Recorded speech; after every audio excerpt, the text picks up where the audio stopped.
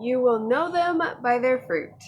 So, a while ago, God communicated this passage to me in the context of evaluating, like, even different ministries, different people, what they're saying, what they're like. How do I know if it's true or false? And a good way to walk in.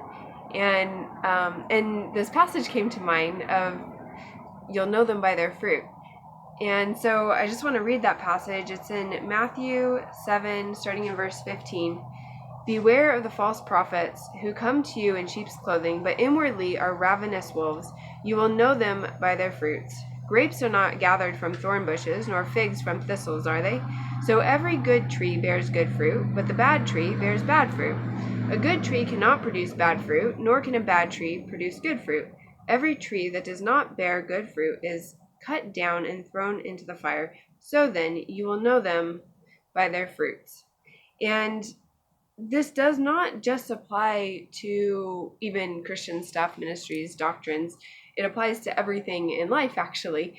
And I think this is really key. It's a key way to know if something is good or not, and is true or not, and is worth walking in. Is what fruit is being produced? Is it producing life, or is it producing death? Is it producing closeness with God and others, or is it producing distance and separation from God and others? And something that comes to mind, which is in my video on my testimony, is there was a period of time where I was not believing that Jesus was God. And during that time, I was offended by the name of Jesus, and it produced a distance there. And so that is an indication of, like, we'll know whether something is good or true or not based on the fruit. Even this might be offensive to some, but there are churches that where they don't believe in the power of God really to set us free, and so they strive in their own strength to do the right thing. And oftentimes in those churches, there are a lot of people that are obese. There are a lot of addictions. Is a lot of depression. And so even with that, is what's the fruit of the beliefs? Like, whatever we're believing, symptoms come out of that. And whatever actions we do are just a symptom of deeper heart issues. It's a symptom of lies that we're believing. Like, I did another video on this where I had an eating disorder and addiction to food for 7 years, and then God set me free. And in that process of him setting me free, he communicated to me that it's behavior modification is destructive. It actually just covers up the issue so that you can't see it. And the symptom, like everything that is ugly and a problem, is just a symptom of deeper heart issues, a symptom of believing lies. So, and that's another example of you'll know a tree by its fruit. And or you'll know them by their fruit. So I think that is when we are evaluating different organizations, different beliefs, different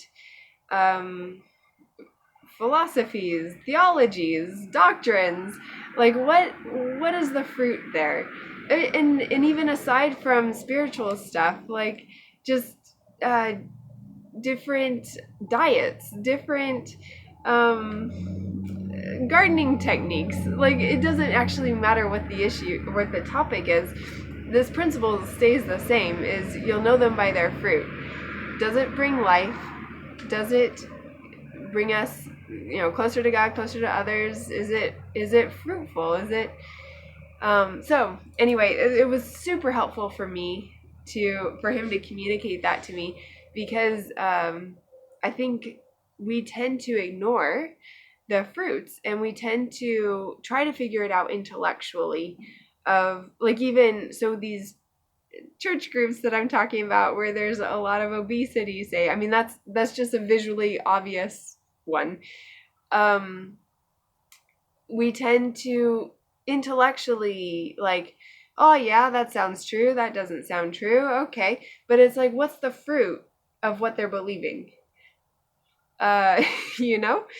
um so actually, related to that, I was on this missions trip, and it was with a group that was kind of like that.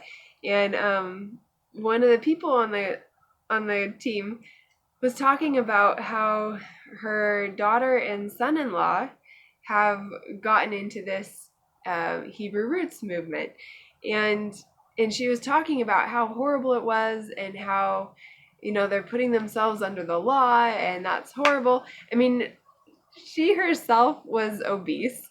She gossiped the whole time on this trip, and um, her fruit was not life-giving.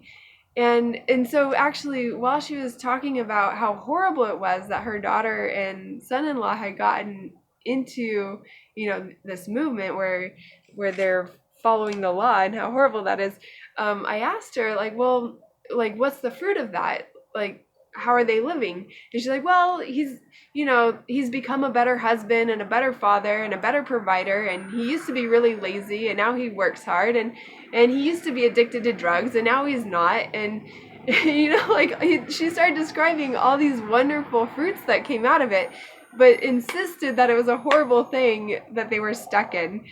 And so it's,